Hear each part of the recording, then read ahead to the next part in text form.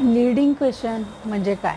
तर सेक्शन 146 भारतीय साक्ष अधिनियम याप्रमाणे लीडिंग क्वेश्चनचे मीनिंग दिलेलं आहे.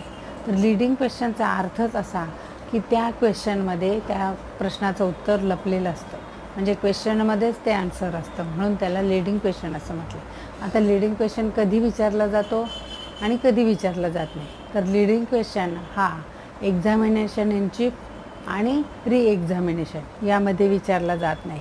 आता एक्झामिनेशन इन चीफ म्हणजे मुख्य तपासणी आणि री एक्झामिनेशन म्हणजे फेर तपासणी, यामध्ये लीडिंग क्वेश्चन विचारला जात नाही. मग कधी विचारला जातो? तर तो क्रॉस एक्झामिनेशनमध्ये लीडिंग क्वेश्चन विचारला जातो. आता हा लीडिंग क्वेश्चन हा कोर्टाच्या परमिशननेच विचारला जातो. याचं कारण काय? का तर प्रत्येकजण साक्षीदार किंवा आरोपी यांना अशा अचानक विचारलेल्या प्रश्नाचे वेळेला ते गोंधळून जाऊ शकतात, म्हणून कोर्टाच्या परमिशननेच हा लीडिंग क्वेश्चन विचारला जाऊ शकतो.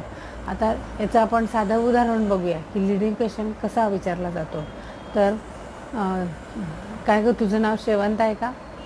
ती पुढं ती खरंच शेवंत असेल तर ती म्हणेल हो, माझं नाव शेवंत आहे. आता दुसरा प्रश्न बघू की अरे, तू काल रेड कार बघितली होतीस? तो म्हणेल हो, मी रेड कार बघितली होती.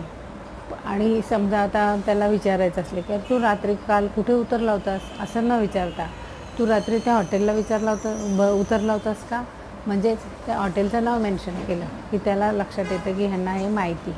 म्हणून लीडिंग क्वेश्चन हे जे असतात त्याच्यात आन्सर इन्क्लूड असतं आणि त्याला इंडिकेट केलेलं असतं की हेच ते तुझं आन्सर आहे.